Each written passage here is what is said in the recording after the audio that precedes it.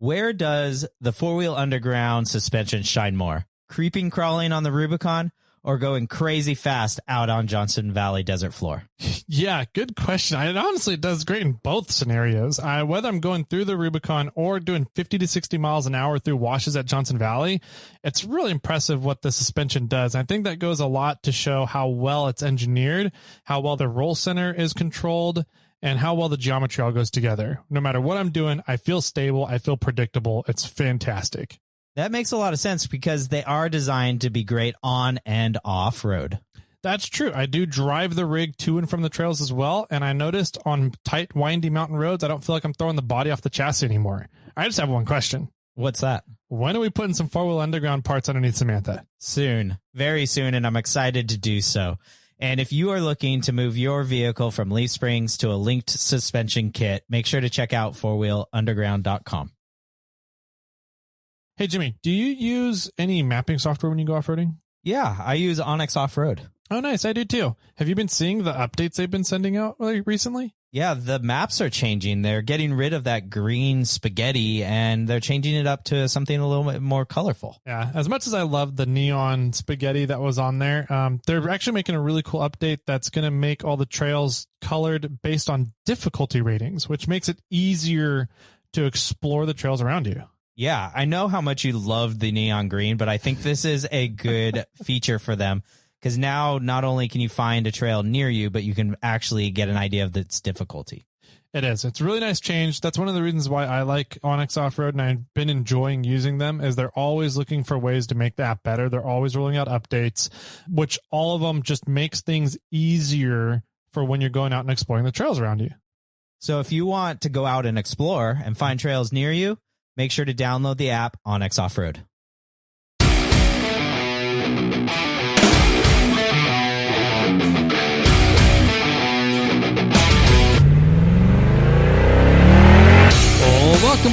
Welcome all to the SnailTrail4x4 podcast. If you like going off-roading in Toyotas, wrenching on Toyotas, camping in Toyotas, and maybe even poking a little bit of fun at Toyotas, and of course, hearing about how fantastic bonsai trees are in Toyotas, then this is the podcast for you. That's right, ladies and germs. My name is Tyler, and joining me for another episode of the SnailTrail4x4 podcast is Jimmy. And the crowd goes wild. Nope. That's a great one. There it is. I think it was more along the tunes of the first one. Yeah, you you would. How you doing, man? I am doing fantastic.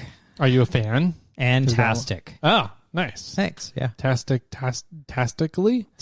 fan. Tastically fanned. Okay, that works. Yep. I like it. How are you doing? I'm pretty good. Are you pretty or are you good? Both. Okay. I do feel pretty today. Oh, so pretty. Oh, so pretty. Pretty, witty, and wise. And gay. Is it gay? Yeah. Oh. Pretty and witty and gay. Sure. I'll go with that. Okay. I'm pretty sure it's wise. Yeah. I'm pretty sure they used both of them. Maybe. Because I was in that musical at one point. Oh, okay. I played Officer Krupke, I think. Yeah. Officer Krupke. Sure. Anyway. Can't argue with that. Oh, man. We got a fun episode for you guys today. Hopefully, it is Thursday episode. So let's see. We got some giveaways to announce. Yes, we do. To talk about. Not really announce. I think we're going to do that next week. But we have the new giveaway to talk about. Yes. We have, let's see. My mind just went blank. Holy crap. We have what you've been up to over the weekend. Mm-hmm. We have what I was up to, what my plans were, and what they changed into. And then also we have some reviews to get to, I believe, today. So, sweet. Sounds good. Yeah. Let's see. Giveaways? Sure. Let's start there. Okay. What are we giving away? Well, we're giving away a hammer loop. Yes. Hammer strap. Uh-huh. And an ultra hook. Good from job. Factor 55. Mm-hmm. And we are going to announce those on next Thursday. Cool. I like the winner. We'll go over FNG's birthdays and the winner of that next Thursday. Sweet. If you guys missed the episode with Factor 55 and Justin, should be last Monday's episode, so a couple days ago. Go listen to that. Some really cool information in there about some recovery myth busting, recovery products, techniques, blah, blah, yada, yada, and some really cool information about the new products that Factor 55 is coming out with, and some teasers about some stuff that Warren is doing. Jimmy broke something over here. Broke my pen. You broke your pen? Shot it all the way over here. Do I need to be wearing safety glasses here now? No, but this is me fidgeting instead of you fidgeting. And I'm usually the one fidgeting. I know. You're the one that broke your mic stand a little bit ago. Now I just broke my pen. What is that called? It's like the clip, the pocket clip thing. I used to break those off as a kid and then put tape on them and use them as like little skateboard things on your fingers. I like this pen too, unfortunately. Oh, well. Womp, womp, womp. There you go. I got it for that. The soundboard is in front of me, ladies and gentlemen. Today it is right in front of me. So there's a lot of bright colors looking at Jimmy that he's going to be pushing on today. Let's see. So, yeah, we had the Factor 55, some cool stuff from Warren. Apparently there's going to be a lot of new products that Warren's been working on, some that Factor 55 been working on, that are going to be announced at SEMA. So we might have Justin back on after SEMA, once he's allowed to open his fat mouth about them. Yeah. And then we can talk for another 2 hours about those stuff. Sounds good. You just know that they're going to be coming out with some really cool stuff. So it's going to be a benefit for all if we get them back on. Yeah. When Warren gets really excited about a new product release, you know they're doing some fun things. Yeah, absolutely. Yeah. So anyways, we had that going on last Monday. Check that episode out. It's a really fun one. This Monday, we got another really fun episode for you guys, so check it out. It has to do with a big event going on next week. That's all we're going to tell you for now. So you got to listen to Monday's episode to learn more about it. We have a new giveaway going on this month. Yes, we do. Because this month is gift box month. It's Jimmy's box month. Jimmy's box. I wanted 2 months. Yeah. Can I get 2 boxes? I get 2 months. You kidding? Yeah. I got Jimmy's box for October, and then I have Jimmy's month for my birthday in November. Yep. Mm-hmm. Why are you looking all sad over there? I'm going to buy you a new pen for your birthday. Perfect. How's that? I want this one. That one there? It's a Sharpie. Oh, okay. 0.7. 0.7 millimeter? That's all it says. 0.7 on the part that broke. But yeah, no, we have, let's see. So it's gift box month, which means the gift box tier is open. Yes, it so is. you should, if you want to move up or down, this is your time to do the move. So go over to iRate 4x4, go down to the watch, listen, and discuss section, and all the sign-up options are there on the site. If you want to move down to the gift box tier, you can. If you want to move up from the gift box tier to the gift box tier, you can. Just remember, though, if you are going to move any of the tiers, that we cannot cancel them for you. They do not automatically cancel for you. You have to do that all through your PayPal. So go over there, go sign up, or look for the subscriptions section, and then you have to cancel the tier that you are leaving there in PayPal.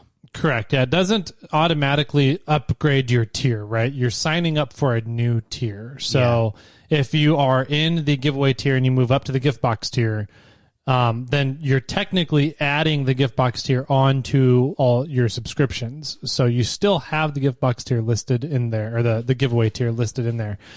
So make sure you go through. We will, during November, at the end of October, beginning of November, we'll reach out to people that have double tiers, double dipped, and just let you guys know that's going on. And then you guys can go in and fix it if you want to. Yeah, absolutely.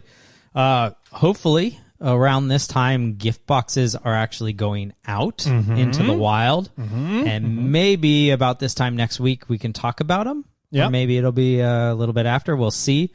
But that also means that the gift boxes are our giveaway item of the month. We are giving away 2 gift boxes to some lucky winners of the giveaway tier. Yeah. I like it. There's a couple really cool things in the gift box this month, and it's announcing a really cool program that we're both pretty excited about. So we will get into that, dig into it hopefully next week for everybody. Let you guys know everything going on. Absolutely. That's exciting news, and I'm excited to share it as well. Yep. Let's see. We also have reviews always happening. You can go over to Apple Podcasts. You can leave your review, and we will read it 2 years later on the podcast. Yep.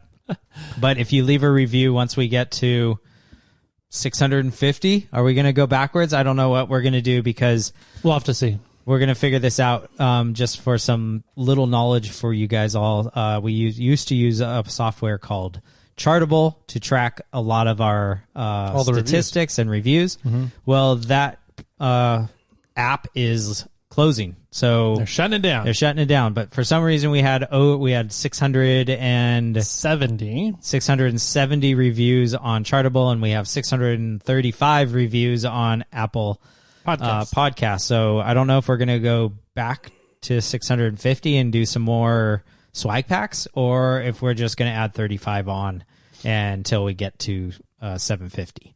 I think what I'll do before Chartable shuts down, I will pull all the review data off of Chartable. That way we have it, and we'll just continue going through that. And once we reach the end of that, then we'll swap over to reading the reviews off podcasts, Apple Podcasts. Sure. So we should still maintain all of the Chartable data to do the reviews giveaways that we do, the swag packs, and then the Yokohama set of tires and everything. So. Okay. However you want to do that. Anyways. Cool. And then at 1,000 reviews, we're giving away Samantha. Jimmy already said he's down for it. So. I never agreed to that. I never agreed to that. I thought you were going to say we were going to give away Chartable, but give away all the Chartable data. Congratulations. Yeah, you win random pointless information. So we'll figure out the best route moving forward. I think I'd like to get to that set of tires as soon as possible, but we'll see what happens. Sweet. Yep. I like it. I like it a lot. We'll figure it out, making stuff work here. But we have a swag pack to do, at least one more, if not more. That's going to have an Onyx Elite membership in it, 1 year annual subscription for Onyx Elite memberships. Pretty cool piece of software. They're always making updates and changes to it. I was actually just accessing it the other day to check on, what was I checking on? Something on the Rubicon Trail. So it came in handy just to have it there at my discretion to be able to pull up and look at when I needed to. We're going to have a 1 year membership there for Onyx. And then at 750 reviews, we do a set of tires from Yokohama tires. So pay attention to when those happen. Keep your ear holes going and listening so that you guys don't lose out when your name is called. Sounds great. I'm excited to give those tires away. Mm-hmm. And I'm excited to win them. Yeah, that works. Good. I'm glad we're all on the same page. Just so long as you remember your girlfriend's iTunes account. Apple Podcast. I don't have a girlfriend. Are you sure about that? Not that you know of? Well, I mean, I'm sure I have lots of fictitious girlfriends. Yeah. None that the assistant knows about. Perfect. Oh, man.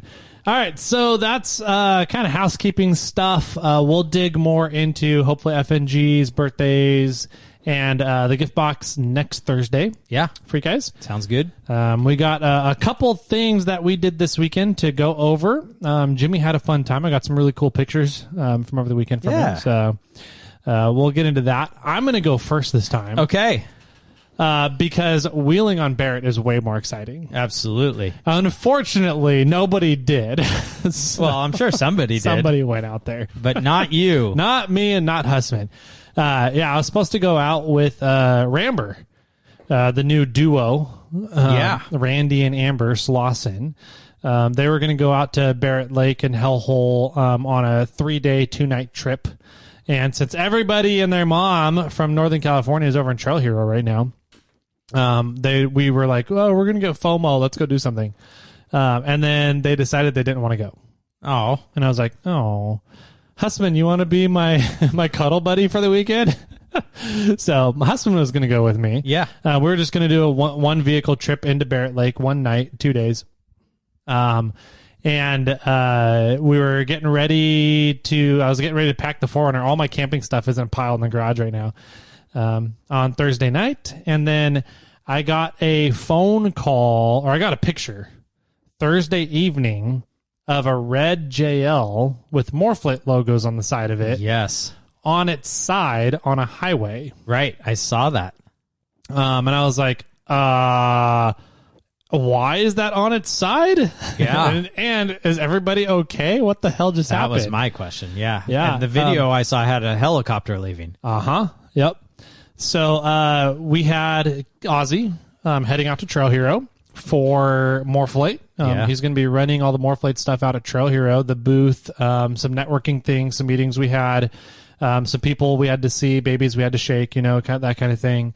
And Kelly was going with him, his significant other. And that Jeep that he has is her Jeep. Correct. So he had the truck with the Morflate trailer, and then she was driving the Jeep out there. Okay. Apparently on the highway, about an hour outside of St. George, doing highway speed, 65, 75, 70 miles an hour, she dipped the passenger side of the Jeep off of the road into the dirt real quick and then overcorrected. Oh. And sent the Jeep rolling 2 or 3 times. No way. Yeah, so apparently he didn't see it.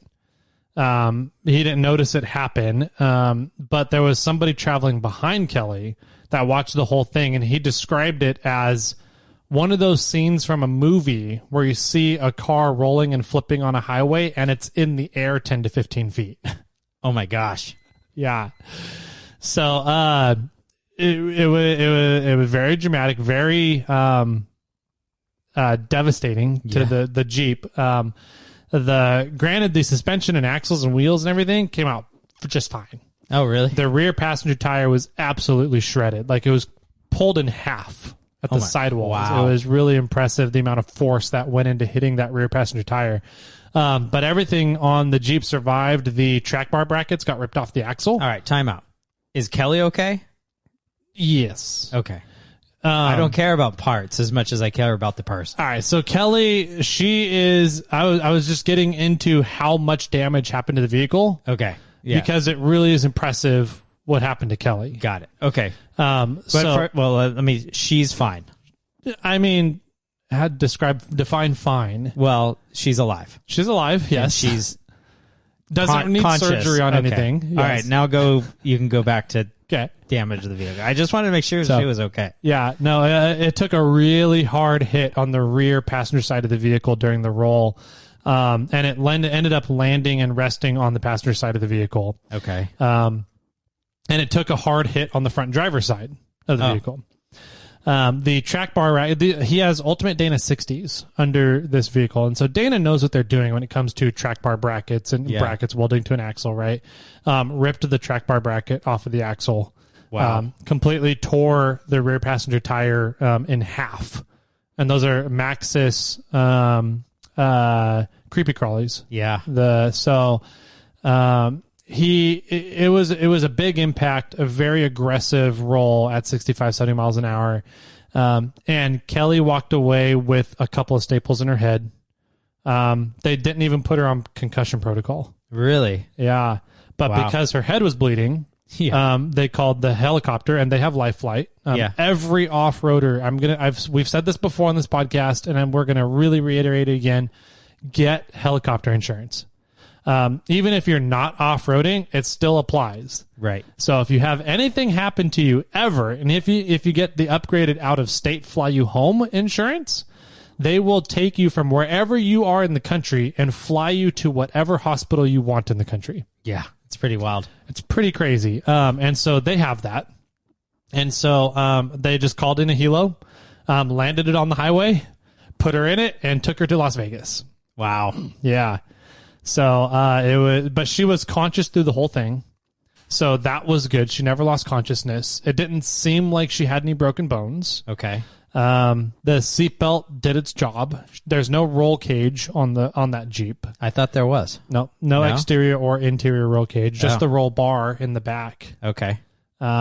So she's extremely lucky. I mean, the armor, I think, is what took most of the impact of everything. So the fenders, the bumpers, that stuff, and that's all medical stuff. Right. They put it everything on, all the armor on that Jeep is Metal Cloak stuff. So wasn't he even going to be in the Metal Cloak booth? it was supposed to be in the KC booth out of KC Trail booth. Hero this year. Yeah. And then he was going to have the buggy in the Morphlite booth. Right. So, yeah, it was very violent. And it happened. I got the news about 6 p.m. on Thursday night, and I'm like, I'm supposed to be, or Friday night, sorry. So I'm like, I'm supposed to be going to Barrett Lake tomorrow morning. And there, my employee is heading back to Vegas for his wife. And that was in a very significant accident right now. So, I ended up calling Hussman. I was like, hey dude, I got to call this off. There's some things that we need to be here for them and make sure they're okay, and that if there's anything they need, we can go and help them and get taken care of. Sure, absolutely. So me and Hussman didn't go wheeling, and instead we kind of hung around and helped with whatever we could from home. Yeah, for Ozzy and Kelly. Kelly is fine. Good. She's sore. Sure. She got a couple staples in her head, but Yeah. I mean the seatbelt and safety systems in the Jeep did their job. Wow. And they were released from the hospital at like 9 p.m. Oh, a few hours later? Yeah, Or I a mean, day and a few hours. No, a couple hours. Wow. So like, I would think that if she had a couple staples in her head, that they would have put her under concussion protocol. Yeah. Which is a 24-hour. You stay there for 24 hours, and they monitor brain activity until they deem you're okay. And they didn't do that. Interesting. So, and she didn't have any broken bones. She was bruised and battered around her body, but otherwise, I mean, for what happened, she's extremely lucky and came out very fortunate on that. Yeah. So Wow. That's crazy. And I guess I might say it. Kudos to Jeep for making something that's can handle that and is safe enough to deal with it. yeah, it didn't look like the top of the Jeep got impacted that much, Right. in the rollover, based on the videos that I saw and the tow truck recovering the vehicle. But it definitely had some side damage, a lot of side damage. So Yeah. I think kudos to Jeep, kudos to Metal Cloak, for making some good armor that can withstand and kind of take a lot of the impacts I think they did. So, yeah, it was very impressive to watch her pretty much walk away Yeah. with a couple of minor head lacerations. Yeah. Is very impressive. Wow. Yeah. Yeah, I saw the video and I saw the helicopter and saw like things, and I messaged Ozzy immediately, and it was like, Yep. is everybody okay? What happened? You know? And thankfully, everybody, all in all, is okay. I did ask if she hit her head hard enough to realize that she's silly to still be with Ozzy. And some sense knocked back into her. Yeah, and then Yeah. his response was something like Toyota sucker or something like that. I don't know. Okay. Yeah. So, but no, super happy to hear that Kelly's is good as Yeah. well Yeah. for the most part. I mean, yeah. I mean, getting knocked in the head is one thing, but if she's still fine and can deal with everything, I'm happy to hear that. And Yeah. some scratches and bruising and bumps and things we can all grow and get better from. Yep. And even more kind of crazy, I told them, I was like, let me send out a couple other people to take care of more flight stuff for the week at Trail Hero. Then you guys can deal with insurance. You can deal with hospital stuff, whatever you need to do. You don't have to go to Trail Hero. They're like, no, we still want to go to Trail Hero. I'm like, oh my God. Okay, well then at least you can go to Trail Hero and not have to worry about working anything. You can just relax. Yeah. And they're like, nope, we got it. I'm like, you guys are nuts. You're absolutely insane. Wow. So they're out at Trail Hero. The Jeep is in St. George at a tow yard somewhere. Okay. Waiting for insurance adjusters and the insurance side of things. But if you guys see Ozzy and Kelly, if anybody's out there at Trail Hero and you see them, give Kelly a hug. Yeah. Because she was almost not here anymore. So Yeah, that's pretty wild. yeah. So that's the first update. Okay. That was like, oh, no wheeling, no going out, do anything. Yeah. Is there another update? Yeah. My mom fell. Oh, no. Yeah. So all I got was a text that said, call me, fell. And so I called her. Was she still on the ground? I don't know. That's all the information I had. Okay. And she lives 3.5 hours south of us right now, right? So I'm like, there's no way I'm getting to her quick. 911. Do I need to call emergency services? Yeah. Like, what's going on here? So I called her twice, like 15 minutes after I got the text. No answer. Okay. All right. So I called my sister. Hey, have you heard from Mom? She goes, yeah, I called her last week. I was like, no. Have you heard from Mom in the past 5 minutes? She goes, no. Like, okay. Can you go check on her? My sister lives in Massachusetts, Maine? Oh. Michigan. Sorry. One of those M1s. Michigan. Yeah. So. Montana. Yeah, that's it. No, she's in Michigan. So she goes, no. And I was like, all right, let me make some phone calls, see if I can figure this out. So I called the non-emergency number, asked for them to go do a welfare check. Welfare check. Yeah, that's what I was going to say. And just told them the situation. They're like, oh, is it at this address? And I was like, yes, it is. They're like, yep, somebody just called and the ambulance was dispatched to that spot. Let me get you over to the dispatcher that handled the call. And I'm like, okay, that's awesome. They get me over there. The dispatcher's like, yep, she's being taken to this hospital. I'm like, what happened? Yeah, what happened? They're like, we don't have that information. That's HIPAA violation. We can't give you that information due to HIPAA stuff. Okay, yeah. You'll have to call the hospital and see if they will give that to you or set up a time when you can come in and see her. Blah, blah, blah. And I'm like, okay. So I called the hospital, and the hospital's like, we don't have any patients here by that name. What? Yeah. I'm like, all right. So we're only at like 25 minutes since I got the text message from my mom. So like, I don't know if she fell 2 days ago and she just got to her phone, like needs me to call her, if she had just fallen when she texted. So I was like, I called the dispatcher back and I was like, you said she was at the hospital. The hospital has no record of her being there. Was she en route to the hospital? Because that's a very different, like past tense talking versus present term talking is a very different scenario. And they're like, no, we dropped her off. Let's see here. The timestamp is about 3 minutes ago that we dropped off at the hospital. I was like, okay, so she's being checked in. I'll wait for the hospital to call me then. Hospital never did call me, even though they said they would. Yeah. As soon as she got checked in. And my mom ended up calling me. Once she was kind of done getting checked in and checked over. Okay. She fell backwards off the steps of her porch and hit her head on the concrete on the way down, landed on her tailbone, hit her head on the concrete, and she said she had a lot of blood coming out of her head, and that's why she called 911. I was like, as you should. Yes. I'm glad you did. Why didn't you do that first instead of message me? But yeah. So it turns out she's fine. It's a very small abrasion on her head. Just head wounds love to bleed. They do, don't they? It's crazy, yeah. And so I got all that figured out in about 35 minutes of rummaging around and making phone calls and figuring out how the system worked there in that town. So got all that. She's fine. No broken bones. X-rays are all clean. So she's just, her tailbone is really, really sore and she has a headache. Sure. So also they didn't put her under concussion protocol either. And I'm like, she definitely got concussed. Yeah. Like, she keeps asking me what my name is. Yeah. She kept repeating herself, like saying the same information over and over. And I was like, okay, well, don't let them discharge you because you should be under concussion protocol right now. Yeah. Don't go to sleep, Mom. Yeah, exactly. What? Yeah. What? Sorry, I just woke up from a nap. Yeah.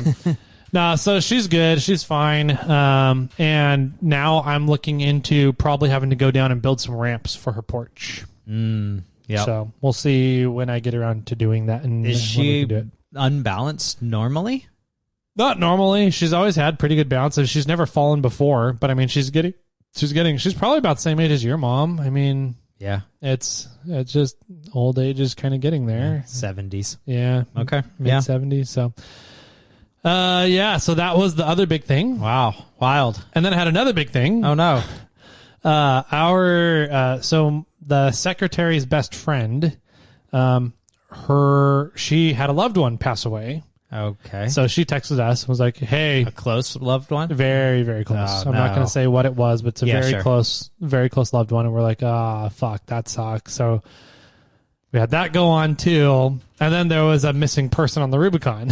Yeah, I heard a little bit about that. Yeah. I didn't see, I know that there was some information on Facebook about it. Yeah. But I didn't follow any of it. Yeah, I was essentially at my computer doing some work, and I have my ham radio next to the computer in the office, and there was somebody calling out for somebody on the Rubicon, and that's how they were saying it. Is there anybody on trail right now? Anybody on trail? Is there anybody on trail? And I'm like, I just came on. I was like, hey, can you be more specific about what you're looking for? Are you looking for like a weather update on the trail, traffic update on the trail, or are you looking for somebody in particular on the trail? And he goes, no, I'm looking for somebody in particular. I was like, okay, well, asking for anybody on the trail, if people are listening, they may not answer because they're thinking you just want a weather update and they don't want to talk. Sure. But if you're looking for somebody specific on the trail, because usually that means you need to contact them, there's something going on that they need to be contacted about, it's a very different situation and people might answer you better. So I was like, what's going on? He said that essentially there was a person, he got a Garmin InReach message at 1 a.m. last night saying that he was en route from Springs to Buck, transmission went out. And that's all he got. Okay. So that's all the information we had to go off of. We knew who the person was, what vehicle he was driving. We had a physical description of him. But that's everything that we was had. he walking or he was driving? Yeah, he was driving. Okay. Yeah. So I was like, well, we can. I have some connections out there. Let me hit up my connections and see if anybody's there that can do a sweep really quick between Buck and Springs and get an update, make sure he's fine, see if he needs any parts, what we need to do for him. And I couldn't get a hold of any of my connections. Okay. And so within about 45 minutes of trying my connections, I finally reached back out to the guy and I was like, hey, sorry, none of my connections are available on the trail. The trail's kind of working on shutting down for the year. There very well might be users on the trail, but I've tried my share of general users I know are typically out there, as well as getting a hold of Mark and Marie at the Springs, as well as seeing if Glenn might still be out on the trail. He wasn't, as well as checking on private property owners on the trail, and really nobody was out on the trail this weekend. Wow. Okay. So everybody's sorry. at that place in Utah. Yeah, checking out Trail Hero or doing other things. I don't know, just end of season stuff. So I was like, hey, sorry, I tried. And he goes, oh, no worries. He actually just got in contact with me. He's at Tahoma staging. He limped the rig out to Tahoma. And I was like, oh, okay, well, cool. I'm glad that he was found, that everything's okay.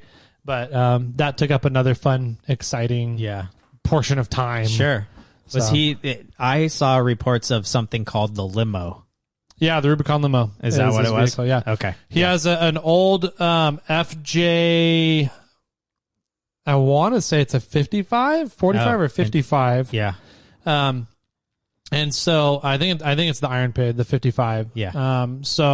But it's on Unimog axles and 44s. Oh, damn. And so when he told me that, I was like, okay, so we can assume that this guy is mechanically inclined. He knows how to handle himself around a vehicle if something breaks. So we can assume that he's probably not suffering and just sitting still, not doing anything.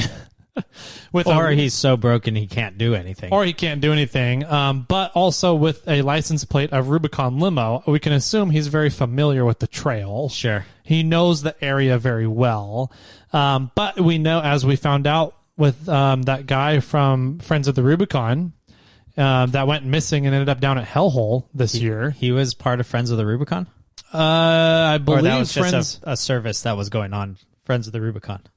Friends of the Rubicon was helping Jeepers Jamboree with volunteer work. Sure, and he went missing and walked to Hellhole. Yep. Yeah, he was in the work party. Yes, and went missing. I didn't know that was Friends of the Rubicon. I'm pretty sure it was. Yeah. Okay. Friends of the Rubicon group was helping with that. So I was like, but we know people that are very familiar with the trail can get turned around and end up at Hellhole. So I heard a side story about that guy, and I'll say it, but I'm going to preface it with this might be a grapevine thing. Okay. Right? Like it might not be absolutely 100% accurate. But I heard that he's gone wandering before. Oh, interesting. Okay. Yeah. So I'm kind of like, maybe he shouldn't be out, or maybe somebody should keep more of an eye on him, or maybe this is early dementia scenarios, but people need to keep the buddy system on whenever he's around with him. Yeah, I don't know. So yeah, I've heard that it's not the first time that he's gone wandering. Okay. But apparently he's, if he does have dementia or early forms of dementia, he's smart enough to be able to survive for a few days. Yeah, right. Right? Because, I mean, what was it? It was like 4 or 5 days? Something like that, yeah. Yeah. And And not an easy trek from the Springs to Hellhole. Yeah, that's some pretty wild terrain, rough terrain there. So, anyways, okay, so the limo was found, or the person got in contact with him again and survived and had no problems. And it was a missing person for like 12 hours. Yep. Okay. So this just leads into a PSA that I have that I wanted to get to. Get a ham radio. Not necessarily get something with communications. The guy had a Garmin InReach. Yeah. So he had comms, but the other side of that equation is use your comms. If you put out a request for help or put out a cryptic message that sounds like you might need help, expect people to jump into motion and help. Sure. It will happen inevitably. So if you don't need help and everything's fine, you need to follow up with those communications. Right. To let people know that you're fine. So did the limo driver just turn his InReach off? I don't know. I never got why he never replied back or never gave updates on anything. Yeah. So, but we see it all the time on NorCal 4x4 Rescue on Facebook. People will say, help, I'm stuck in mud out at this location or something. And somebody will show up. And somebody will either show up or say that they can come out, but waiting to get in contact with the owner of the vehicle. Yeah. And either they're already out and gone and didn't update people to tell everybody they're fine, or they've left the vehicle. They're no longer there. Sure. In which case, we don't recover vehicles if the owners aren't there. Sure. And so it's like, if you don't update the helping parties as to what's going on. Yeah. I don't want to say don't expect them to not help you in the future, but it just goes a long, long way to follow up with your communications when you've put out those requests for help. Right. So yeah, that's my PSA that I wanted to give a learning opportunity for everybody out there. Sure. Based on this situation. Got it. So. Yeah. So if you are communicating, then continue to communicate. Yes. Yeah. Makes sense. Yeah. Yeah. Overshare. Oversharing when you're in a situation like that is way, way better than undersharing. Like, put out as much information as you can, as quickly as you can, and continue with it. And it goes along. More information is way better than less information. Right. Cool. So there you go. That was my weekend. And yeah. Dang. Yeah, it was some heartthrobs. Heartthrobs. It was a very stressful weekend. Yeah. I didn't go anywhere. Didn't do anything, but it was still very stressful. Dang. So you had a much more fun weekend. I did. You had your bonsai show. Yes, I did have my bonsai show. I think I'd like to back up a little bit because in regards going to Hellhole, I told a lot of people in the previous podcast that I was having power steering problems. Oh, yeah. And I've had a lot of feedback of people messaging me, telling me that it's my power steering pump. Okay. Almost everybody said your power steering pump is going out. So Tyler has a spare power steering pump. So does my buddy Dave. It seems like a few people have some extras laying around. I'm probably going to grab one of those, put it in, test it, see how it goes. We'll see whenever I get to that. Yep. But I also wanted to say my starter failed again. No. Yeah. Your starter. So did you have to use your starter? I needed a starter. It didn't work. Oh, no. Dave wasn't driving at the time, but his buddy was, and they tried to push me off the rock that I was on so I could kind of like pop the clutch and get things activated. And they weren't able to push me far enough, but then all of a sudden it started working. Huh. Yeah, and so the engine was hot. It was warm. It was a warm day. You know, we kind of alluded to that. I drove all the way down to the bottom, parked, ate lunch. The truck started right back up. I didn't turn it off the rest of the time. Like, I drove all the way home. Oh, no, I drove home. I was driving home, and then Dave got his flat tire. I pulled it off to the side of the road. My starter didn't really start, but then it did. Like it took a few tries to get it to start. Okay. Then drove all the way home. On Monday, I went to drive Bobcat, and the truck wouldn't start. The starter wouldn't start. I could hear it whining. Okay. I could hear the little tiny motor spinning. I tried with the clutch depressed.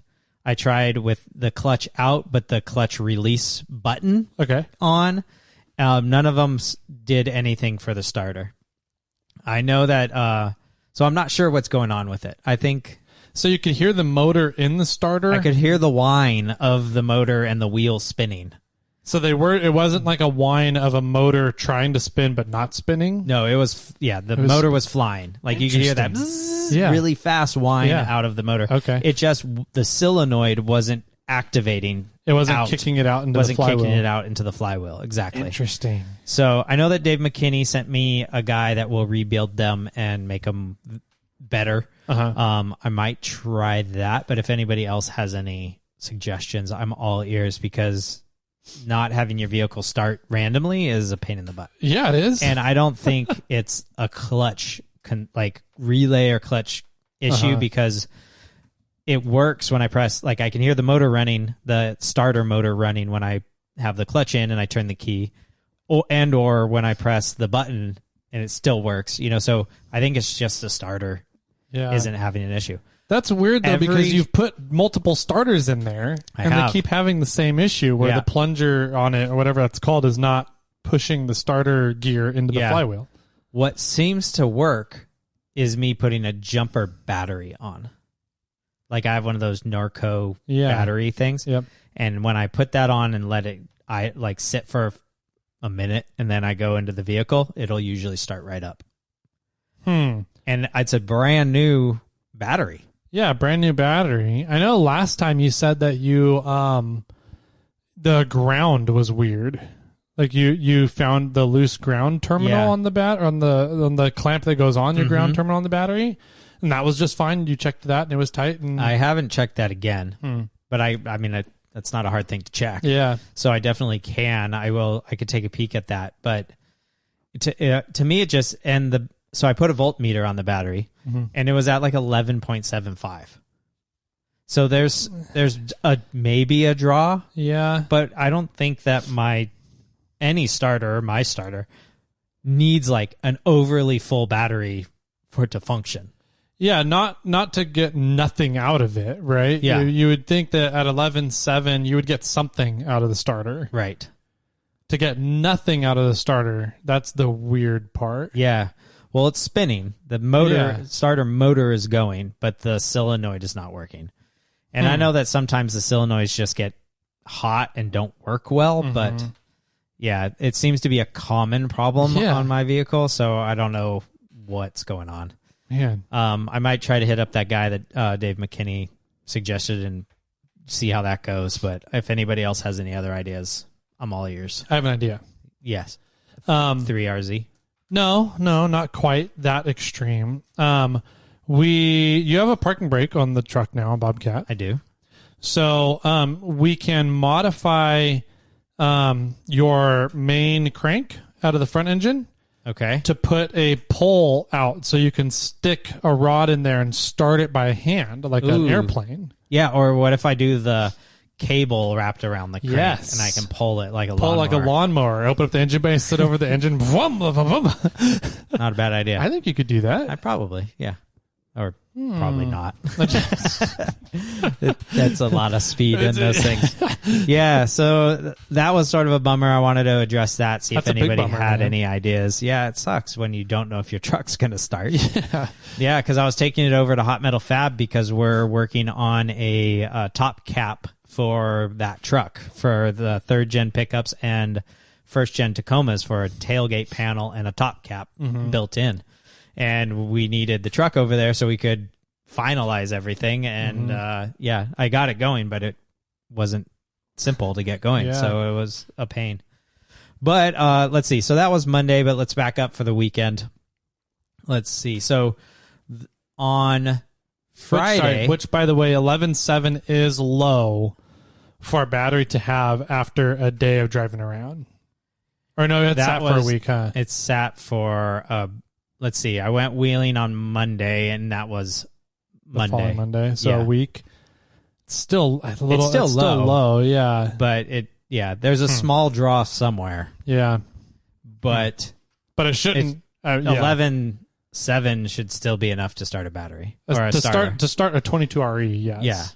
Yeah. The problem, I fully believe the problem's in the starter. Okay. Something. So all right. Sorry, continue on. Friday morning. Before the show. So Friday I needed to go to the event and do final setup. But Friday morning rolls around And the mini assistant walks downstairs and goes, "Why is the ground so shiny?" In our big front room, our great room. And then she steps down and goes, "Oh, it's water." In your front room, the entire floor? Not the entire floor. It was a small chunk of the floor. Okay. But yeah, there shouldn't be water there. No, there should not. Yeah, so I got a "Jimmy" scream from the assistant, and I came downstairs and trudged through this water to find out that our downstairs toilet was overflowing. Oh, no. For no reason, for the most part, except for the mini assistant just took a shower. Oh, that sucks. Yes. Okay. Yeah, you put one and two together. Uh-huh. So we're in the country. We're on a septic tank. So something in regards to the outflow of our house into the septic tank wasn't working. So I'm going to air quotes gray water, which it probably wasn't completely gray. Yeah. There might have been a little brown water in there too. Flowed out out of the toilet, down our downstairs hallway, out into that front room, all the way down to some stairs in the front room, and found its way out into the garage, almost all the way to the garage doors. Wow. So a good few gallons, multiple gallons of water. I don't know at what point it started overflowing, but yeah, a lot of water flew out. Okay. Got out. So didn't you just have something done with your septic system? No. The septic system's one of the only things we haven't touched yet. Hey, look, an opportunity just arose. Yeah. So I mopped everything up, cleaned up. That was like my morning, and we still had to get ready to take the kid to school, and I had to set up that day. So I cleaned up, got the kid to school, came home, called my plumber buddy, and he was like, "I'm busy all day. I could come over this afternoon." And I was like, "I'm sorry, that's not good enough. I'm going to have to find somebody else." Yeah. I need this thing. I need to be able to go to the bathroom. I don't trust you anything. Pee outside. I could pee outside, but the other ones can't. Well, you they can. Cooler cloths. You can't. I mean, we could dig a hole. Yep. I guess, but we need some of that. Get some wag bags, some packed wag bags. What are those packed? Yeah, the packed bags. Anyway, so I got a septic guy to come out, and they charged $150 an hour with an hour minimum to dig. Wow. Just to start digging. I was like, screw that, I'm going to dig. So I called my old man over, and I said, "Where's the septic tank?" Yeah. And he's like, "It's over here." And I was like, "Are you sure?" "I'm pretty sure it's over here." And so we dug where he thought it was first, and that wasn't there. We dug down where I thought it was, and it wasn't there. Oh, okay. Yep. And then we looked between the two holes, and there's a big section that was dead grass. We're like, I bet it's right there. It's probably there, yeah. Yeah, so we dug there and hit the septic tank. Okay. And then we dug in every direction, just north, south, east, and west, and got to the edges of the septic tank, but didn't find the lid. Oh, geez. Yeah. So then I was like, it's got to be closer to the house. So we dug that direction, found the lid. Pulled it. I took the lid off, and it was full. It was super full. And I turned to my father and I go, "When was the last time this was cleaned, maintained, serviced?" Yeah. He's like, probably in the 90s. Like 30 years. This thing's like almost 30 years of capacity. Wow. Yeah, and he's like, yeah, maybe. And yeah, sounds about right. Yeah, so the septic guy showed up, and then he was like, "Where's the other lid?" I didn't know there's two lids on a septic tank. I didn't either. So there's a solids side and there's a liquids side. Interesting. And the liquid side, everything flows into the solids side, and then the liquid side seeps over to the liquids side. Okay. For the most part. Really, actually, I learned a lot about septic tanks. If anybody's interested in learning more about septic tanks, hit me up. There's a baffled thing. There's a divider, and then there's a hole for the liquids to go through, but the hole's at the very bottom of the tank because almost everything floats. Yeah. So the liquid flows on the underside. Okay. Yeah. So anyway, I'll stop there, but it was kind of an interesting thing. Yeah. So anyways, I said, I have no idea where the other lid is. And so he started draining the tank, and then he stuck his head down into the tank, and he shined a flashlight around, and he's like, "The baffled's over there." So, and then he walked over, then he said, "I'm guessing it's right here." And we dug down, it wasn't there. So then I dug down, I dug the back towards the first lid, and then eventually found it. and we couldn't get that lid off. Oh, Like there was like, and thinking back and asking my old man, I don't think that side has ever been serviced. So I think that thing's like concrete welded in. He had this huge like 6-foot iron rod, like crowbar thing, was like pounding it on the lid, trying to get it to like just loosen up, and it didn't work. And then he's like, I'm going to punch a hole like right on the edge to try to relieve some stress. And I said, do it. That didn't work. Jeez. And all this stuff didn't work. And I was like, how much is the new lid? You know, and he's like, they're like 100 to 150. And I was like, well, maybe we'll go that route. Yeah. Anyways, so long story short, we didn't open it, and we didn't have that side serviced at this point. So that would have been a fun opportunity to pull a winch out. Yeah, and you see if 12,000 pounds of force can pull the lid off. Let's throw this concrete projectile right at Bobcat. But so he started pumping the solid side, and then he started he had like a crowbar or something, like kind of had a sharp edge, and he started hacking away some of the roots that were right at the inlet to the septic tank. Okay. And then all of a sudden, this huge root ball, solid roots that was probably like 24 inches long, slid out of the pipe. And then you could hear my house like go, go, go, go. Just drained. The whole house just drained. Wow. Yeah. And it just was flowing. And he's like, oh, that was the problem. There it goes, you know. And then he cleaned the rest of the tank out, and he said, I've never seen a root ball in a septic tank so large. This house has the largest root ball I've ever seen. And he was kind of like, well, you do like your records. Yeah. So true. But yeah, exactly. Which today in Sacramento, we might break a record, heat record. Yeah. And actually I said that to him, like, well, at least I'm one of the first. And then this was the first lid he's never been able to get off. So I kept going, well, at least what is that? I've got another record. Anyway, so he said, you need to get that out. Like that, it's like half of my volume of my tank. Jeez. And I was like, well, that's like, so 15 years now the next time I need to service it.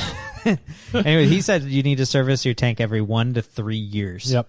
And that, 30 years has gone by. So I'm kind of like, so you'd say 1 to 3, and it's been 30, and it had a fail point now. It's like, does it really 1 to 3? Yeah. Anyway, so I'm not jumping in the tank to start ripping out root balls. I said, do you guys clean that out? And he's like, no, we don't do that. And so, I'm not. And then I've told the assistant, I'm like, we can't use any water or we can't go to the bathroom. We need to keep the tank empty so we can figure out what to do with this root ball. And she's like, screw you. Like, I'm going to the bathroom in my house. We'll just drain that tank again. And I was like, okay, fine.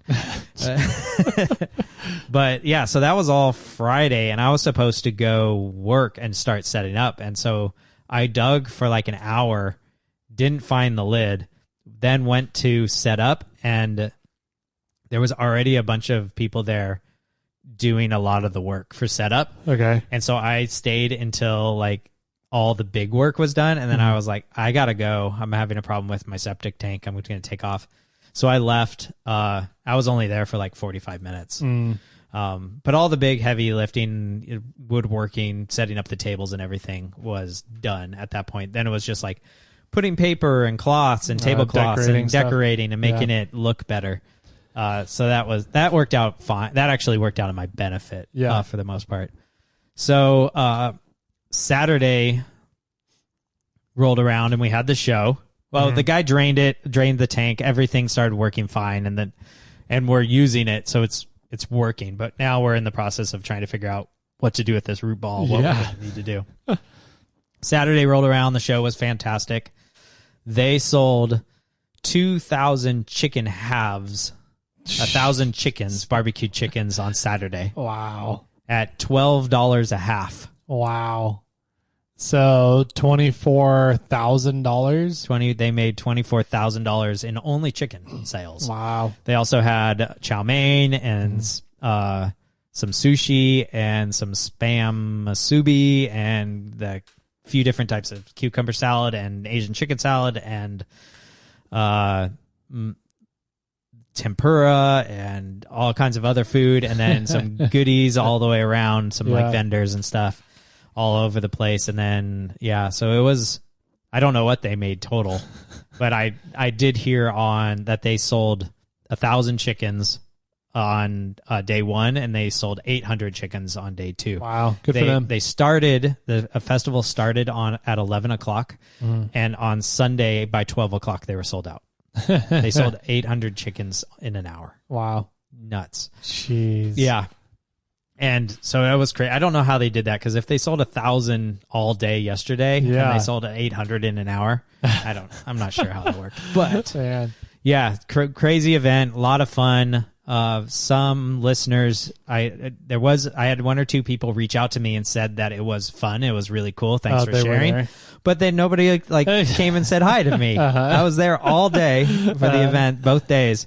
Yeah, nobody came by and said hi, but people did say that was really cool. Nice. It was the 57th annual, and people were like, "This is the first time I'm here. This is so cool. How long has this been going on?" And I was like, "This is 57 years. This has been happening." Yeah. They're like, "What?" Yeah.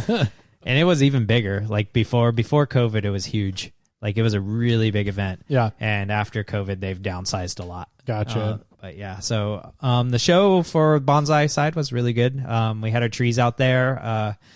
A lot of people appreciate it. It's fun to have it out there. We do our club meets at that church, and then we get free rent and free use of the room for the church, and then our only payment or thing that we have to provide is we have to show our trees at the show. Oh, okay. And that's what we do to get pay. Sounds like a win-win scenario. Yeah, absolutely. Yeah. And so it was fun. Some members sold trees, some bonsais. I almost bought one, and then I was kind of like, every time I buy that tree, I end up killing it. So I didn't buy it. Yeah, but it was a good time. So on Saturday night afternoon, my plumber buddy came by. Okay. And I said, he opened the lid and he's like, "Yeah, there's a lot of roots in there." And then I said, "Okay, so what do we do? Yeah, how do we get rid of these? What's the next step?" And he said he knows a few people that could get in there, that might go in there. He said, otherwise you kind of just have to, figure out a way to cut it back and pull it out from what you can grab and just sort of leave it. And if it ever comes back, you do the same. He also said, and I never knew this, but the way septic tanks are typically made is they make the bottom and the walls are all one piece poured concrete, and then they put a lid on the top. Okay. So the only way for roots to get in are between the walls and the lid. Yeah. And so you have to dig. What we need to do now is completely dig out the perimeter of the tank and dig down past the lid, catch any roots coming in, to cut off all the roots and everything. And then he said you fill it with rock salt. Yeah. All the way around up to the top of the lid. Yeah. And then put the dirt and everything back on top, because the roots won't go through the rock salt. And then once the rock salt eventually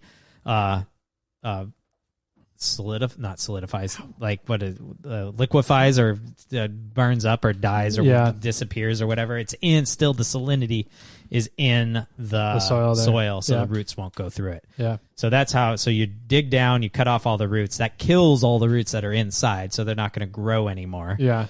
And it'll prevent roots from getting there in the future. So the next step after that is, how do I get the roots out? Yeah. And how do I need to open the other one and maybe do the same Get for that. the lid open, yeah. Somehow. Yeah. Huh. So that was my weekend. Wow. Yeah. Thankfully everything's working. Thankfully it wasn't a nasty mess downstairs. I mean, we did absorb all the water and throw it out, and then mop, and clean as much up as we could. And we've had our septic tank now serviced. There you go. So that's a benefit. But man, this house, man, any liquid part of this house has been a problem for us. Yeah. Because when we moved in, we had the water leak underneath the house, and then our well went out. Yep. And we had to repipe and put a new pump in the well. Yep. And the tree ripped up your water line. Then ripped up the water line from the well. So we had to go through that process. Thankfully, we have 2 wells on the property, and we could backfeed the house from the other well. And then, because the well, for however long the well has been around, had an ever so slight pH offset, it was damaging the copper pipes in the house. So now we have repiped the entire house. So the entire house has PEX in it. And now our septic tank went out. Yeah. It's like, God damn it. Like, what else is left in Waterland? Because our sprinklers, all our sprinkler heads are going to go out now. Yeah. It's just been a pain. Yeah. So hopefully this is the end of our water woes. And we can kind of move on. For 30 years. For 30 years. Yeah.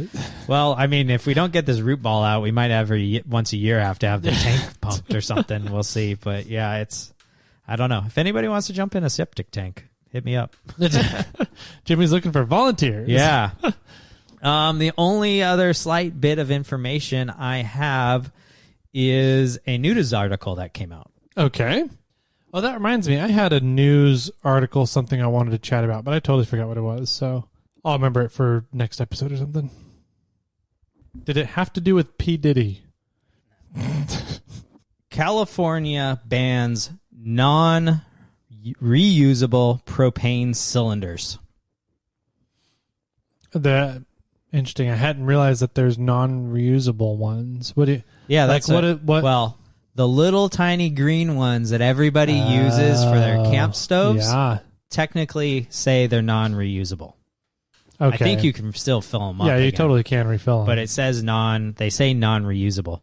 So in 2028, January 1st, 2028, non-reusable propane containers, which are typically the small, like 1 pounds. Yeah, the 1 pound ones. That makes are sense. not going to be sold in California.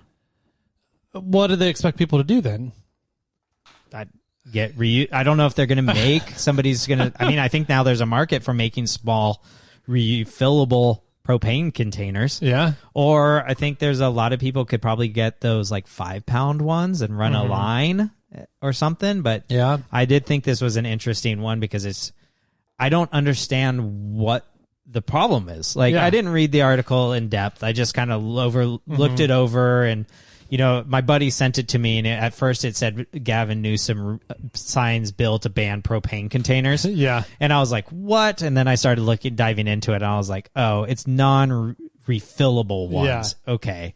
Because I was like, they're going to get outlawed like barbecue. Yeah. Ones. No. Yeah. It's like these 5 pound, the ones. Yeah. Well, the barbecue ones are like 20 pounds. Yeah. So the 5 pounds are like the tiny ones that a lot of overlanders have. Gotcha. Yeah. So I don't know if it's going to move that way or not, but I don't understand what the point is. Like, I mean, it's right up there with straws for me. Yeah. It's like, what's the point of banning straws? Like, you can't have a plastic straw, but you can still use a plastic cup. So cool. Yeah.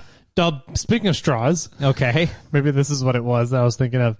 It was just found recently that the glue used to hold most of the paper straws together out there was found to be cancerous. Ooh, perfect. Yeah. Yeah, I love it. Yep. So somebody didn't do their research when pushing paper straws on everybody, and so that was found out recently. But yeah, I don't understand the propane. Like, it's a metal container. Yeah. Metal can be recycled. Yes, it can. I don't know. One of the things that in this chat with my friends on our text group, one person said, for a propane container like that to be recycled, you're supposed to punch a hole in it, right? Like with a screwdriver, you're supposed to pop a hole in the bottom of the container so that it fully drains whatever is inside of it, and they know that it can be recycled. And I guarantee most people don't do that. Yeah. I've actually never done that. I didn't know that was a thing. So, I don't know if that's the fact. Maybe there's an education level here that needs to be put in so we can recycle more of those. But I don't get why it's so important. Like, it seems to me that they can recycle those pretty easily. Yeah. And why it's a ban. Maybe it's just, I want to know why they're not quote unquote refillable. Yeah. Like, why is that not a I think it's just my only thought in that regard is that it's not worth somebody's time. It would be now. Yeah, you'll be able to. When you refill a 20-pound one, you have to have you have these really big ones at a gas station, right? That can fill the 20 pounds one. Well, in theory, you should be able to. You can do the same thing. You can do the same thing to the smaller ones. You just need a different regulator. Yeah, because it'd be a lower pressure. Exactly. Yeah, and you should be able to go easily from a 20 pound down to the 1 pound. That's how most people refill them. Yeah. So they'll take and they have a special regulating system to do it off of their 20-pound barbecue propane tank. So I don't know if there's going to be like a black market for the regulators and hoses so that you can do this, so you can continue to have that. I saw this and I was telling the assistant, I'm like, well, maybe it's time to get a white gas stove and we can, have white gas instead of... Well, they're just going to ban those then? I mean, what? Maybe. I mean, white gas is refillable. These are refillable. Like, I don't understand. Like, I don't know. They're deemed not refillable. I want to know why they're not. Why are they deemed not refillable? That's really what it is. I think it's just going to turn there's a couple of companies that make them. I know Coleman is one of them, Sure. right? They're just going to get the certifications finally to deem them refillable. Yeah, I think that's what it might come down to that. But yeah, I saw this article. I was like, man, that's like you're directly hitting the camping, outdoor, overlanding, I remember what it was now. Rock crawling communities. Yep. In backpacking and anything that has to do with outdoors and camping. That's like you're going directly at them. And why is this a big issue of everything that we have right now? Why are we trying to tackle? Well, that's my argument with refillable straws. propane tanks and straws, right? It's like what is if we ban straws? What good is that doing? We're removing 0.01% of some landfill when we have other plastic things going out there. It's like, is this in that same ballpark? You got to start with the small things so you can get up to the big things. I don't know. As soon as you're gonna ban cars. They're made out of metal. Yeah, right. Like, okay, yeah, whatever. I'll drive my truck. Yeah. So I remembered something. I remembered what it was I was going to talk about. Do you remember? I think last time we had Ben Burr on from Blue Ribbon Coalition. Yes. He had mentioned kind of a little bit of a out there crazy idea of other countries getting involved with our public lands and taking and doing things with our politics to kind of get done and defund public land so that other things happened. Okay. I thought it was a pretty crazy thing. I was like, whoa, now you're really getting out there, Ben. Yeah. I didn't really give too much credence on it. We didn't spend a lot of time on it. We kind of brushed it off, went to a new topic. But he had mentioned he spent a little bit of time on other points about defunding public lands. Okay. And how a lot of the problems with defunding and public lands is you always hear the complaint that there's not enough funds for maintenance. Sure. Because there's too much maintenance to do, right? Okay. And he goes, that's bullshit. What's really happening is all the funds are getting tied up in these NEPA processes. Like a legal battle? Legal battles. NEPA is the National Environment Protection Agency, I believe. Okay. And it's so that you have to do a geological check, you have to do an ecological check, you have to do this and that before you do anything with an area.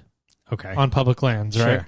And one NEPA evaluation of a public plot of public lands is upwards of the hundreds of thousands of dollars. Right. Sure. I know this because I wanted to put a repeater on Fordyce, and the optimum spot for it was on Forest Service land. And they said in order to put a repeater radio site there, we would have to go through a NEPA evaluation. Yeah. So they were like, yeah, you can come up with the money for your repeater system, but you need the money for the NEPA evaluation. That's the big part. I was like, well, how much is it? And I remember they said it could range anywhere from $100,000 to multi-millions of dollars. I was like, fuck that. All right, whatever. So anyways, he had mentioned, Ben made a comment that the money for maintenance is really, it's a bullshit argument, even though it's true.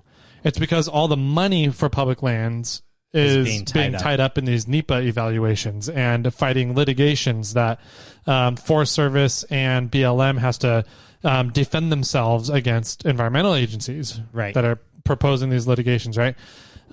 So a notice was just sent out to all the Forest Service employees of El Dorado National Forest and I want to say one other forest in the area, that they were going to be essentially letting go all employees that are non-fire related.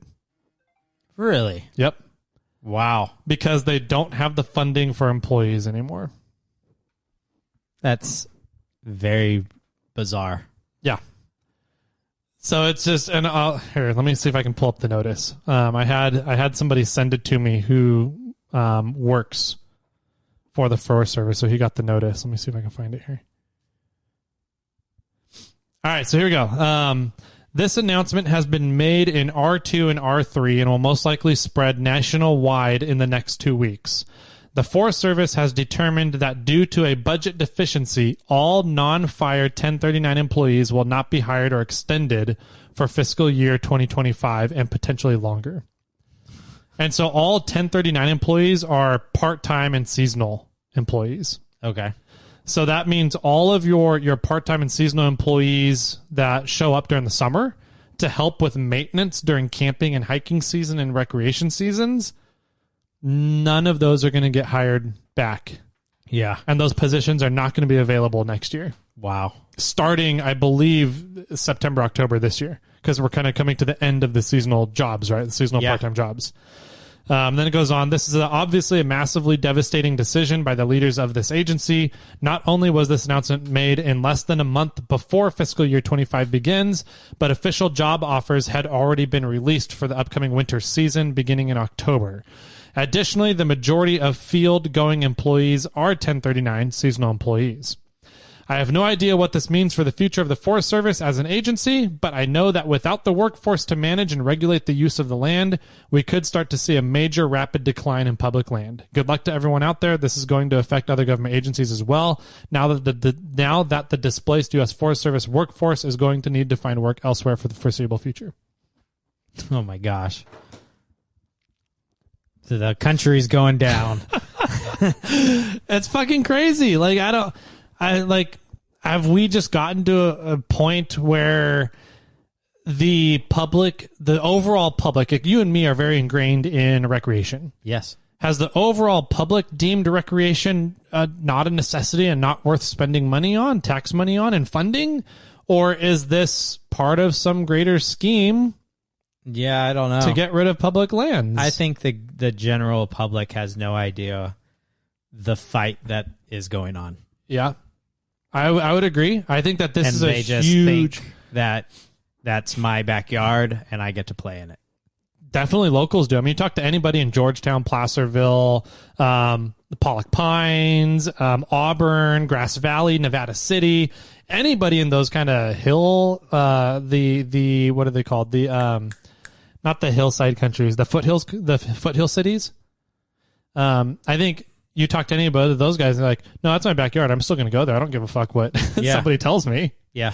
And I think that's going to be the general consensus of what happens. Like, all we're going to do is there's going to be no government agencies, no land maintainers moving forward. And I think that this is, you talk about 30 by 30. Mm-hmm. This is a huge, I mean, can you imagine what would happen in that direction? If Forest Service land nationwide had to shut down because there's not enough people to manage it? Yeah. I wonder if this is a big call for volunteers. Because if you want to keep this land open and available, it's going to have to be maintained. It's going to have to, but I think that the Forest Service is too liability driven. I think they're afraid of volunteers. Maybe. Due to liability. Yeah, I mean... I think a lot of public land managers are afraid of volunteers due to liability stuff. At least for when it comes to maintenance projects. They might be like, yeah, you want to volunteer to help show people around the Welcome Museum? Absolutely. But want to go maintenance projects? Play with a chainsaw? Yeah. No. Yeah, exactly. So anyways, that bulletin went out within the past few days. Let me see. When did it get sent to me? It got sent to me September 25th. Dang. Okay. So, I think Ben is an extremely smart person. I think that his conspiracy theory about other countries getting in and really dissolving America by taking away public recreation is a little out there. But I think that based on especially a bulletin like this, there's something going on that is being hidden from the public. Yeah. That we need to be very conscious of and be aware of. Yeah, I mean, if we don't have enough people to continuously maintain and work public lands, then it's just going to be taken away. Yep. And if it's taken away, then everybody loses their recreation. Yep. Mm-hmm. It's not a battle. We're getting to the point where it's not a battle of my recreation is more important than your recreation. Yeah. It's really going to get down to a point where we all want recreation, and you can't take that away from us. I think that's what it's really going to... It's either going to come down to that, where the public is going to stand up and say, no, fuck you guys, stop taking away our public lands. Or it's going to get to the point where public lands are just all shut down, but there's going to be nobody there to manage or enforce it. And the public is still going to go out and use the public lands anyways, but it's just going to get absolutely destroyed because there's no one there to maintain it now. Yeah. That or we're going to be East Coast. Yeah. And it's all going to be sold off. Yeah. And privatized. There's definitely that option too, that opportunity. So, I don't know. It's just crazy. Man, I thought I brought the podcast down with talking about shit, but you you sure dropped the hammer. Yeah. Congratulations. Happy Thursday to everybody out there. Hopefully this doesn't stand. Hopefully they get funding and things work themselves out. But that was an official announcement bulletin that went out to at least El Dorado National Forest, if not more. So got it. Yeah, it's kind of we'll see how it plays out. I don't know. Yeah. You can set up whatever laws you want, but if there's no money available to maintain the lands, what do you do? Yeah. I don't know. So on some happier news, yeah, I got my Monday break from hanging out with the mini assistant and went to the shop. Yeah. I didn't work on Samantha because there's a few things in some irons in the fire going on there. But I did. I decided to start working on my final welding table. Oh, cool. And the little mini mobile one? Mini mobile welding table, yeah. So I laid that one out and started working on that one and quickly realized that I did some math wrong and then had to readjust and make some tweaks and got everything laid out and organized correct, and it looks great. Now I just need to weld the base. I need to weld the part that would be that the tabletop would go onto, and then I need to cut the parts that connect the bottom. Gotcha. Of it. Yep. And then the legs are super long right now, and so I would cut them to length after the fact, and then put the casters on then. Yeah. Yep. Nice. Yeah. So I got the hardest parts are done because I cut all the small parts and all the parts that have the hitch receivers in them, and I'm building it very similar to the other table. It's just a smaller, scaled down model. And then it doesn't have an 1 1/8 plate on it. It only has like a 5/8 plate that will be on the top. Yeah. So I'm probably just going to weld that plate onto the legs. The legs. Yeah. Not entirely sure how, or I probably am going to have to torch it first and then weld it. Yeah. To get some decent penetration on there. Giggity. But yeah, that's what I did. On Monday was to just cut everything and start organizing it and getting that plate ready so that when I do move forward with some of the Samantha stuff, I don't have to do it in the shop and make a mess. I could do it outside and make a mess. There you go. Yep. I like that a lot. Here's a fun little story for you. It's been a while since I did any welding, right? Okay. So as I was getting my camping stuff together for the weekend, I pulled out my chainsaw, and I'm missing one of the nuts that holds the blade. Okay. The bar onto the motor. And so there's typically 2 nuts there, and I'm missing one of them. So I was like, I looked through the bag, it wasn't there. I was like, all right, whatever. So I went through my nuts bolt bin your and random assortment. Yeah. Found a nut that fit the stud just fine. And then I got it. I was like, perfect, that'll work. I don't need to do anything. And then I realized that it's a different sized OD on the nut than the other one that's on there. And I was like, okay. That's going to bug me. I don't want to have 2 wrenches, and I have that one multi-tool that you use on chainsaws. So I was like, let me look around, see if I can find another nut maybe or something. And I found a wing nut. Okay. The wing nut did not fit the stud, but I welded the wing nut to the nut that fit the stud. Oh, yeah. So now I have a wing nut on there and then a regular nut that I can use the multi-tool on, right? Sure. But I started welding, and I was like, man, that is what is this Chinesium metal? What's going on? It's super porous. And I was like, what is going on? And then I remember Jimmy. I had a Jimmy moment. I was like, oh, and I reached over and turned the gas on. Yeah, good. It's not just me. Too funny. Yeah. Welcome to the club. Yep. I hadn't welded in so long. I forgot you need gas, apparently. Yep. Anyways. I'm just used to my flux core. Yeah. That's my problem. Yeah. Yep. Too funny. Well, congratulations. Yeah. If you have any feedback for us, you know how to get a hold of us. You can always email Jimmy or Tyler at SnailTrail4x4. You can hit us up on social media. I'm over at 4x4 Toyota. Wait, excuse me. Tyler's at 4x4 Toyota Tyler. I'm over at SnailTrail4x4. Thought you changed your name to 4x4 Toyota Jimmy. Maybe. If you have any suggestions for my pooping tank, give me a call, 916-345-4744. Sweet. I like it. I think you should get a weed whacker and put a blade, like a Ninja Star blade on it, and just stick it in there and go to town. I joked with my friends that I need a blender. A big ass blender. Yeah. Just blend it all up and then call the septic tank back out.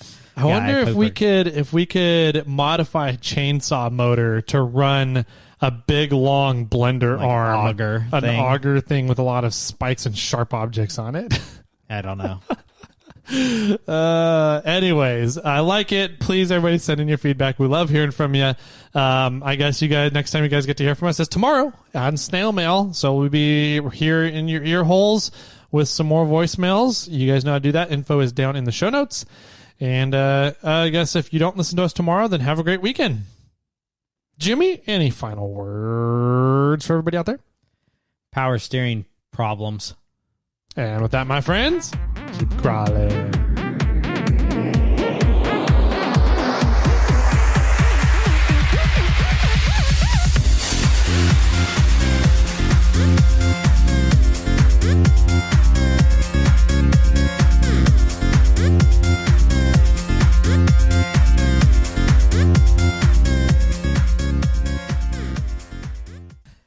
I got one for you.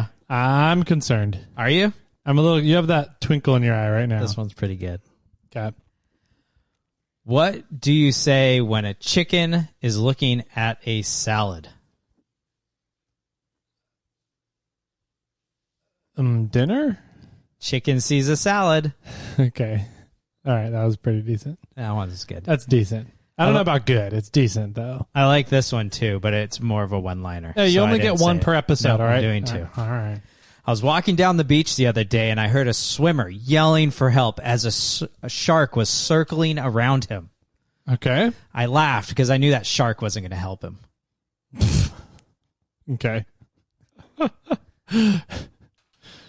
I wonder if the shark said chicken sees a salad. Yeah. Could be.